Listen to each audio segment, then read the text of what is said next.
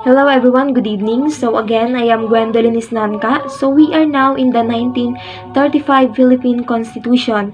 So in July 1901, the Americans formally established the first civil government in the islands. So yung mga Amerikano, after nilang mabili ang Philippines sa Shuttle of Paris, so they started to establish the Philippine, the civil government, yung nagkaroon na ng mga gobyerno. Nagtayo na sila ng mga local government units. So, simula 1901, nagpa-eleksyon na sila. So, in fact, sa Baliwag, proud na proud yung mga tao doon. Sinasabi nga ang unang eleksyon ng mga Amerikano sa buong Pilipinas ay nangyari sa Baliwag City. During the administration of Governor General Francis Borton Harrison, 1913 to 1921, Filipinos were given a hand in running the country. So, yung mga ilustrado natin, nag-self-trained na, nagtitraining na para maging government officials. So, in 1916, the Philippine Autonomy Act, also known as the Jones Law of 1916, was passed resulting to an all-Filipino legislature. So, from 1918 to 1932, there were at least 5 Philippine independence missions to the United States. So, the effort resulted to the passage of Tidings-McDuffie Law on March 24, 1934. So, it provided for the guidelines for a constitution for a 10-year period before the actual grant of independence. So, nagbunga din ang ating pagbalik-balik sa Washington sa United States. So, nahingi din ang ating kalayaang mga Pilipino. So, nagbunga din yung kasi mayroong napaisang Tidings-McDuffie Law noong March 24, 1934. So, ito yung nagbigay na ng 10-year period 1935 to 1945 na Commonwealth period of the Philippines. So, magti-training ang Philippines para magkaroon ng self-independence, ng self-governance. So, the Constitution was approved by U.S. President Franklin D. Roosevelt on March 23, 1935. So, the Filipinos ratified the Constitution on May 14, 1935. So, itong si Atty. Tomas Cabile sa 202 delegates na na-elected na sumulat sa konstitusyon, so si Atty. Tomas lang ang hindi bumuto nung ito'y ipasa na. So, he did not vote. So, he's from Lanao, Iligan, Lanao del Norte. So, hindi siya nag-vote kasi nga ang reason niya is hindi daw ito nag-reflect or nag-represent. Ang konstitusyon na ito ay hindi niya na-reflect ang saloobin ng mga taga Mindanao o ng mga taga-Lanao. So, according to him, it did not reflect the sentiments of my people. So, yung 1935 Constitution, yan ang litrato. As you can see, from the left side, ang pumipirmang Pangulo ng United States ng Amerika. Sa panahong yon na si Franklin D. Roosevelt.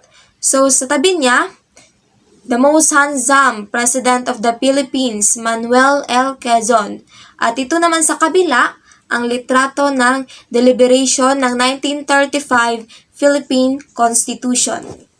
So, we are now in the 1935 Constitution vis-a-vis the 4 elements of the state, and we begin with the national territory was defined there. So, Section 1 of the concept of national territory in the 1935 Constitution is the Philippines comprises all the territories ceded to the United States by the Treaty of Paris, concluded between the United States and Spain on the 10th day of December.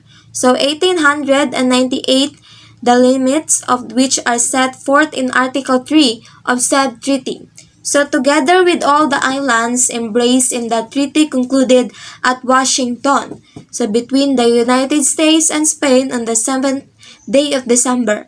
So, 1900, and in the treaty concluded between the United States and Great Britain on the 2nd day of January.